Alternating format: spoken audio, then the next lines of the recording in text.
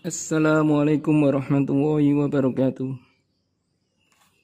Kepada peserta didik baru saya ucapkan selamat bergabung menjadi keluarga besar SMK Negeri 1 Rembang. Semoga sekolah ini benar-benar menjadi tujuan kalian belajar setelah SLTP. Dan tidak ada satupun dari kalian yang ke sekolah ini karena teman atau bahkan karena dipaksa oleh orang tua atau keluarga yang lain. Perkenalkan, nama saya Suratno, menjadi wakil kepala sekolah bidang kurikulum atau pengajaran, atau yang lebih diingat sebagai WKS 1. Peserta didik yang berbahagia, belajar merupakan kegiatan yang dilakukan tidak tergantung pada keadaan dan waktu. Karena belajar itu sendiri akan dialami manusia sepanjang hayat, dengan hasil akhir merupakan perubahan dari tingkah laku itu sendiri. Untuk mencapai suatu perubahan tingkah laku yang sesuai dengan harapan, maka perlu adanya proses belajar yang efektif. Belajar yang efektif ini dapat terjadi bila bahan yang dipelajari sesuai dengan perubahan perilaku yang nantinya diharapkan dari hasil belajar, situasi dan kondisi peserta didik, dan peserta didik itu sendiri. Jadi, bila kalian ingin berhasil dalam belajar di sekolah ini, maka kalian harus benar-benar niat belajar. Jangan mudah terpengaruh oleh hal-hal negatif yang justru akan menjadi penghalang keberhasilan kalian di dalam belajar. Peserta didik yang saya sayangi, tujuan dari belajar efektif adalah yang pertama, terbentuknya akumulasi atau seluruh atau penjumlahan pengetahuan. Bila kita belajar dengan efektif, harusnya pengetahuan yang kita dapatkan itu akan bertambah. Yang kedua, konsep dan keterampilan yang kita miliki akan benar-benar tertanam dalam diri kita, sehingga sulit untuk terlupakan dan hilang. Ketiga, akhirnya dalam belajar yang efektif ini akan terbentuk sikap dan perilaku sebagai hasil dari suatu pembelajaran. Jadi, bila kita melakukan belajar efektif, pastinya pengetahuan kita akan bertambah, pengetahuan itu akan sulit hilang, dan sikap serta perilaku kita pasti berubah. Yang dimaksudkan berubah di sini adalah berubah dalam hal menjadi lebih baik atau berubah menuju kebaikan. Dari yang semula kurang baik menjadi lebih baik, dari yang semula baik akan jauh lebih baik lagi.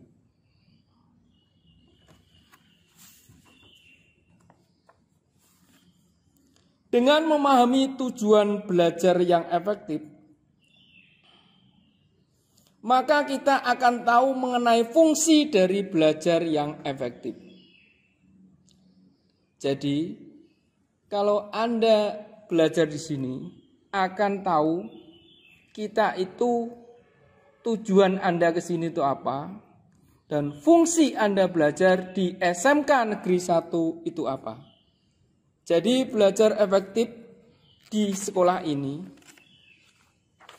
nanti akan mampu meningkatkan kemampuan kalian yang akhirnya bermuara pada cita-cita dari masing-masing kalian.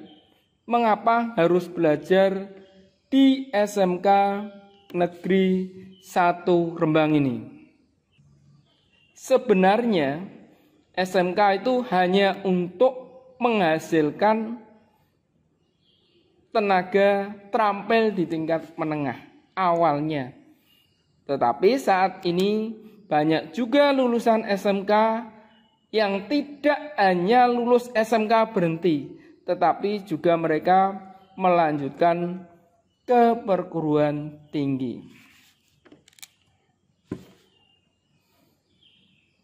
Pendapat ahli mengenai cara belajar yang efektif, di sini saya ambil pendapat yang pertama dari Frances P. Robinson, menyatakan teknik membaca SQ3R akan mampu menciptakan suatu belajar yang efektif.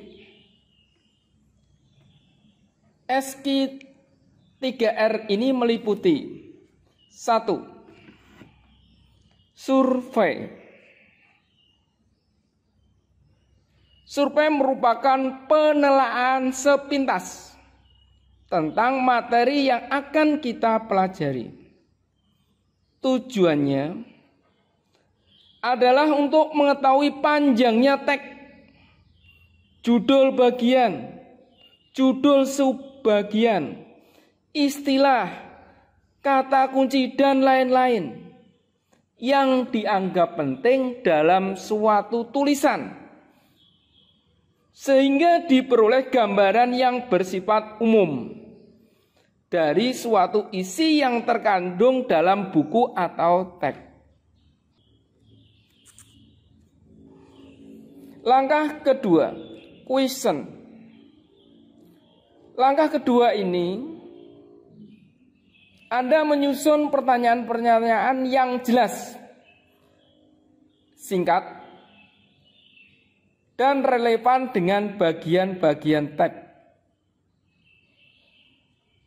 yang telah ditandai pada langkah pertama. Jumlah pertanyaan tergantung pada panjang pendeknya teks dan kemampuan kalian nanti dalam mempelajari suatu buku atau teks. Langkah ketiga adalah read. Read dalam arti bahasa Inggris kan artinya membaca secara aktif. Membaca itu aja ya. Dalam hal membaca ini secara aktif juga berarti membaca yang difokuskan pada paragraf-paragraf yang Anda perkirakan mengandung jawaban-jawaban yang diperkirakan relevan dengan pertanyaan yang telah disusun pada langkah kedua. Langkah keempat adalah recite. Langkah ini merupakan menyebutkan atau menceritakan kembali jawaban-jawaban atas pertanyaan yang telah tersusun. Sedapat mungkin Anda upayakan tanpa membuka catatan di dalam menjawab pertanyaan-pertanyaan tadi. Langkah kelima adalah review. Pada langkah terakhir ini, Anda perlu meninjau ulang atas seluruh pertanyaan dan jawaban sehingga kesimpulan yang Anda dapatkan dapat menggambarkan seluruh jawaban dari setiap pertanyaan yang diajukan. Pendapat yang kedua tentang belajar yang efektif, saya ambilkan dari ahli neuroscientist. Neuro itu dari kata otak ya. Jadi ini penelitian mengenai respon otak manusia dari ahli-ahli neuroscience.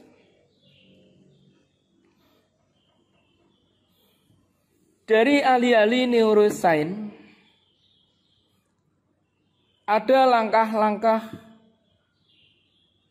belajar bisa menghasilkan hal yang maksimal dalam memahami suatu buku atau bacaan. Yang pertama yaitu speed repetition. Bahasa Indonesianya pengulangan berkala. Menurut ahli ini, dalam belajar akan dapat maksimal bila Anda melakukan belajar itu dengan jalan mengulang atau membaleni. Jadi untuk memaksimalkan belajarmu, sebaiknya belajar itu tidak perlu lama, tapi sebentar, namun sering. Jadi diulangi gitu. Coba bisa Anda buktikan, misalkan sehari 24 jam Anda belajar 6 jam sekaligus. Dengan hanya belajar 30 menit berhenti. Setelah itu istirahat sebentar, jalan-jalan, belajar lagi 30 menit lagi. Hasilnya akan berbeda. Pasti lebih mudah otak kita menerima dengan yang 30 menit berhenti, terus kemudian itu belajar lagi. Yang kedua, temukan gaya belajarmu sendiri. Jadi di sini ahli neuroscientist mengatakan belajar efektif tiap individu itu berbeda. Ada individu atau peserta didik yang sambil nonton TV, dia bisa masuk semua yang dipelajari. Ada juga belajar di alam terbuka, baru bisa masuk. Jadi tiap individu memiliki cara belajar efektif yang berbeda kadang-kadang memang. Juga ada gaya seperti itu. Menurut ahli saintifik yang ketiga adalah tidur yang cukup. Karena apa? Tidur dan istirahat yang cukup merupakan hal yang sangat penting atau vital dalam menyimpan informasi di dalam otak. Jadi, Anda kalau ingin belajar di sekolah ini bila nanti tatap muka, maka malamnya tidurnya harus keadaan cukup. Jangan gara-gara karena Anda suka main game keterusan sampai lupa tidur. Akhirnya di waktu tatap muka atau daring, nanti belajar kalian tidak bisa maksimal. Anak-anakku peserta didik kelas 10 yang saya banggakan. Yang keempat adalah fokus. Bila kamu orang yang suka menunda-nunda kegiatan, akan belajar seperti contohnya browsing melalui HP, kamu harus rela untuk mematikan atau men-silent semua perangkat elektronik. Karena nanti itu malah akan mengganggu belajarmu. Kenapa? Karena Anda tidak bisa fokus. Yang kelima, terapkan teknik Pomodoro. Mungkin baru dengar ya. Seperti padahal ini dari orang-orang Eropa atau luar. Kami istilahnya seperti orang Jawa. Teknik Pomodoro. Teknik Pomodoro ini mengatur waktu. Jadi Anda pakai timer atau di HP itu ada pengatur jeda atau waktu. Atur timer selama 25 menit untuk belajar. Kemudian ketika tadi penanda bunyi tadi berbunyi, Anda gunakan 5 menit berhenti untuk istirahat. Setelah itu setting lagi 25 menit belajar. 5 menit berhenti lagi. Dan seterusnya. Yang keenam, untuk belajar yang efektif, Anda perlu menyelesaikan dari hal yang sulit terlebih dahulu. Mengapa? Kalau kita mampu menyelesaikan yang sulit saja, bisa. Apalagi yang mudah.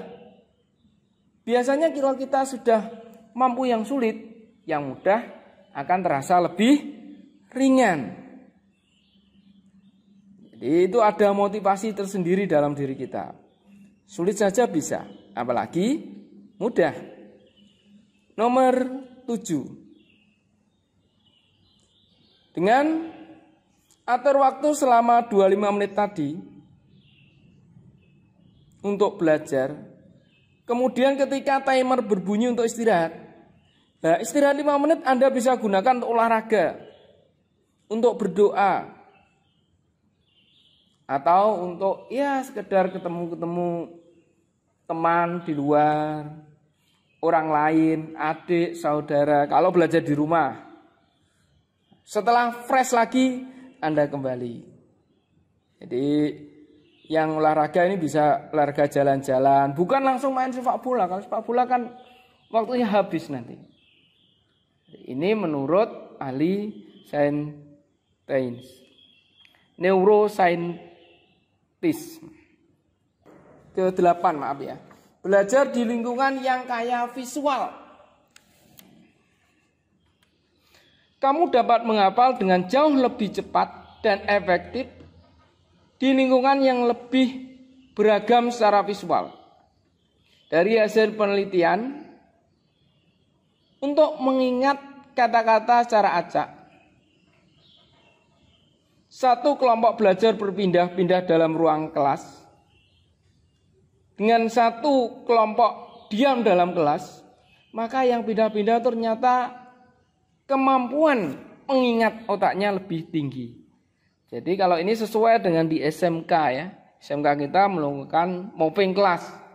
Jadi saat Anda berjalan dari kelas satu ke kelas lain setelah pergantian jam, maka mata kalian akan menatap hal-hal lain. Setelah tatapan mata akan masuk ke dalam otak sehingga otak agak fresh, sehingga masuk di kelas materi baru. Anda akan mudah sekali menerima materi tersebut.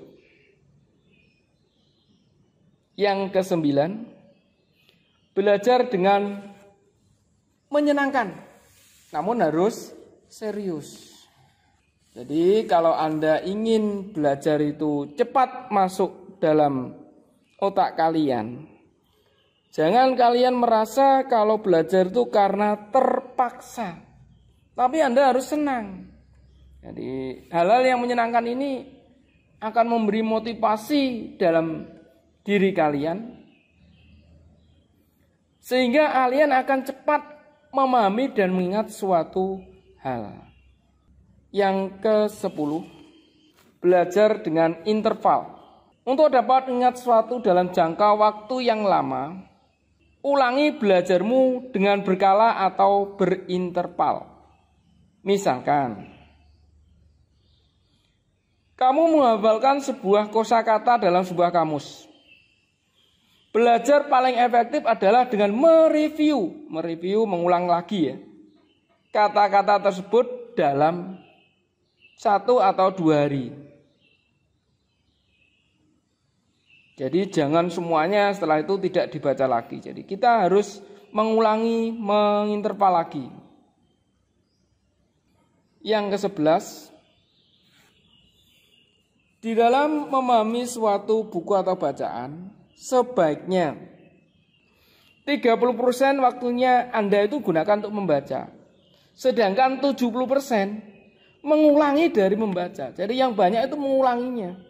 Bukan membacanya setelah itu selesai. Sepertiga waktu untuk membaca, yang 22/3 itu baleni meneh.